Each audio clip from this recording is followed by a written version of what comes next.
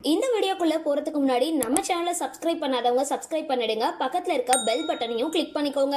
வாங்க வீடியோக்குள்ள போகலாம். சினிமாவில உச்சத்துல இருக்கும் பொழுதே திருமணம் செஞ்ச KR விஜயா கணவரோட ஆதரவால நடிப்பை தொடர்ந்து முன்னணி நடிகையாகவே வலம் வந்தாங்க. சினிமாவுக்கு வந்து 60 வருடங்களுக்கு மேல் ஆகியும் தொடர்ந்து நடிகையா இருந்துட்டு வராங்க. தமிழ் உள்ளிட்ட தென்னிந்திய சினிமாக்கள்ல 1960, 70களில் டாப் நாயகியாகவும் 80களுக்கு பிற்பகுதியில சிறந்த குணச்சித்திர நடிகையாகவும் ஜொலிச்சவங்க KR விஜயா. புன்னகை அரசி அப்படின்னு அழைக்கப்பட்ட KR விஜயா தமிழ் தவிர தெலுங்கு, கன்னடம், மலையாளம் ஆகிய மொழிகள்லையும் நடிச்சு தன்னோட திறமைய வெளிப்படுத்தியிருக்காங்க. சென்னையில வசிக்கிற மலையாள குடும்பத்தை சார்ந்த KR விஜயாவோட தந்தை ராணுவ அதிகாரியாகவும் இருந்த நிலையில ஓய்வு பெற்ற அப்புறம் MR ராதாவோட நாடக குழுவுல சேர்ந்து நடிகையானாங்க KR விஜயா.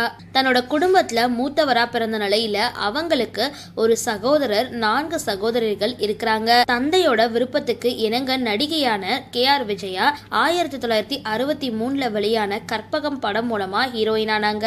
ஆரம்பத்திலேயே அப்பொழுது டாப் நடிகர்களா இருந்த MGR, சிவாஜி கணேசனோட ஜோடி சேர்ந்து KR விஜயா ரொம்பவே குறுகின காலத்திலேயே முன்னணி நடிகையா உயர்ந்தாங்க.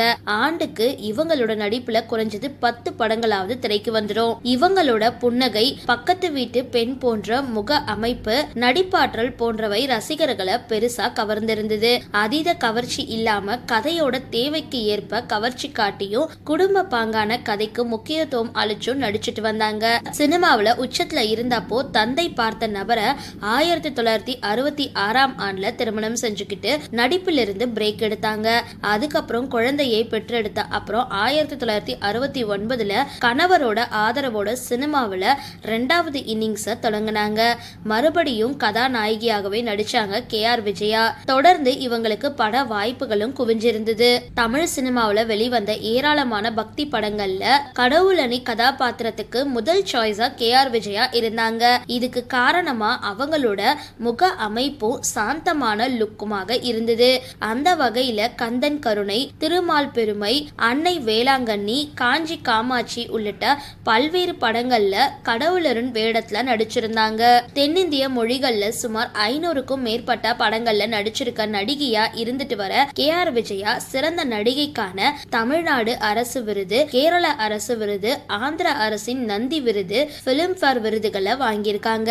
ஹீரோயினுக்கு அப்புறம் குணச்சித்திர நடிகையான பின்பும் அப்பொழுதும் டாப் ஹீரோக்களா இருந்தவங்களுக்கு பெரும்பாலானவங்க கூட நடிச்சிருக்காங்க. KR விஜயாவோட சகோதரிகள் KR வச்சலா, KR சாவித்ரி ஆகியோர் தமிழ் சினிமால நடிகையா கோல் உச்சின போதிலும் அக்கா போல முன்னணி நடிகையா உருவெடுக்கல. கடந்த 2016ஆம் ஆண்டு கணவரை இழந்த KR விஜயா தற்பொழுதும் கூட தொடர்ந்து சினிமாக்கள்லையும் சீரியல்கள்லையும் நடிச்சிட்டு வராங்க.